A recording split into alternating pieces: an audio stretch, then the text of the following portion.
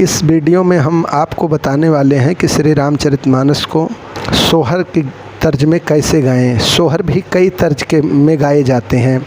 अलग अलग क्षेत्रीय भाषा में अलग अलग के अपने अपनी तर्ज होती हैं। मैं एक तर्ज 3 तर्ज के आपको उदाहरण दे रहे हैं, जैसे कि चैत मास तीथ नवमी हो अवधपुर, जन्म राम हो अवधपुर, जन्म राम हो। सोहर ही है। दूसरी तर्ज आपको बता रहे हैं, जैसे कि सखिया भादो महीनवा अष्टमी तो रोहिणी नक्षत्र भये, रोहिणी नक्षत्र भये हो। सखिया जन्मे हैं किसन कन्हैया, मैं खुशियाँ मनाऊँ, मैं खुशियाँ मनाऊँ हो। ये भी उसकी तर्ज है सोहर की ही। और सोहर की और तर्ज है पारंपरिक सोहर, लोकगीत सोहर जिसे बोलते हैं। बहिरे से आवे मोरे ससुरो, तो बहुहर से आरज करे, बहुहर से आरज करे हो। बहुहरि कवन कवन व्रत कीन्हो, ललन फल पायो, ललन फल पायो। ये भी सोहर की ही तर्ज है। सोहर में कई तर्ज होती हैं, लेकिन हम 2-3 तर्जों का आपको उदाहरण दे करके इन तर्जों में रामायण को गाना है।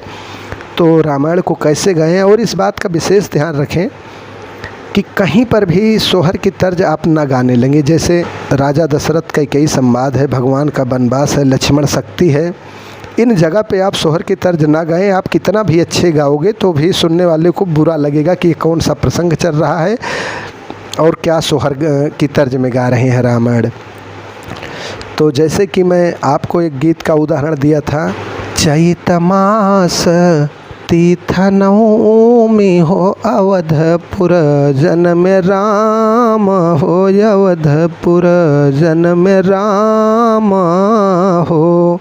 इस तर्ज में हमें रामायण को गाना है। तो दशरथ पुत्र जनम सुनिकाना, मानहु ब्रह्मानंद समाना,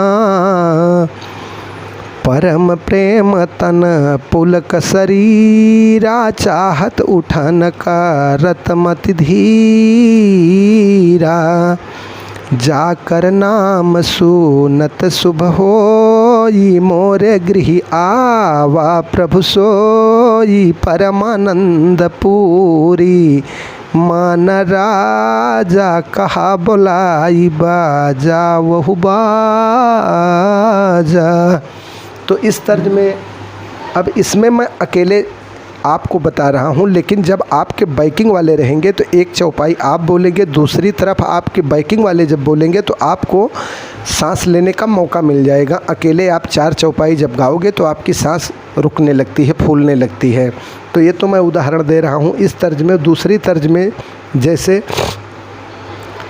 सखिया भादो महीनवा अष्टमी, तो रोहिणी नक्षत्र भये, रोहिणी नक्षत्र भये हो।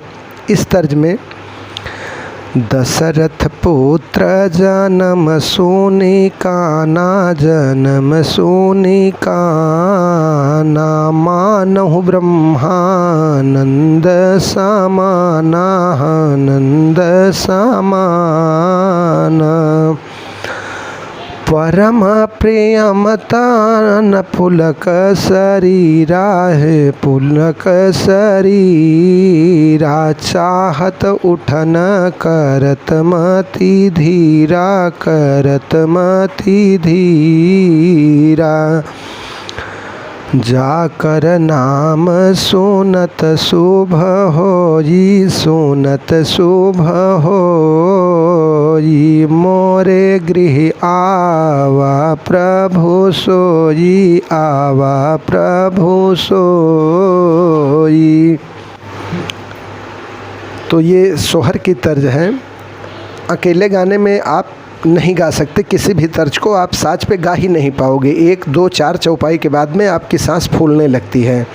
तो जब भी आप इन तर्जों में गाएं रामायण, अपनी सेटिंग को साथ में ही गाएं। आपके ढोलक वाला आपसे सेटिंग में रहे, आपका बैकिंग वाला आपकी सेटिंग में रहे, मजीरा वाला आपके सेटिंग में रहे। आप अकेले कोई भी तर्ज गाओगे तो बैकिंग यदि आपका सपोर्ट नहीं मिलेगा तो आपका गीत वो सुर ताल से में नहीं रहेगी, फिर बेसुर हो जाएगी। और जो तर्ज को गा रहा है, पहला उठा रहा है तर्ज को, उसके साथ में बैकिंग वाला ना गाए, अन्य लोग ना गाएं। क्योंकि गायक हमेशा गायकी भी करता है या कोई भी तर्ज गाता है तो उसको पूरा अनुभव रहता है कि इस गीत में कहाँ पे चढ़ाव है, कहाँ पर उतार है, वो उसी तरीके से वो गाएगा। और उसकी बैकिंग करने वाले केवल उसकी बैकिंग ही करें। तो हम दूसरे वीडियो में आपको दूसरे तर्जों में रामायण को कैसे गाएं। यदि ये वीडियो अच्छा लग रहा हो तो सब्सक्राइब एवं लाइक ज़रूर करें।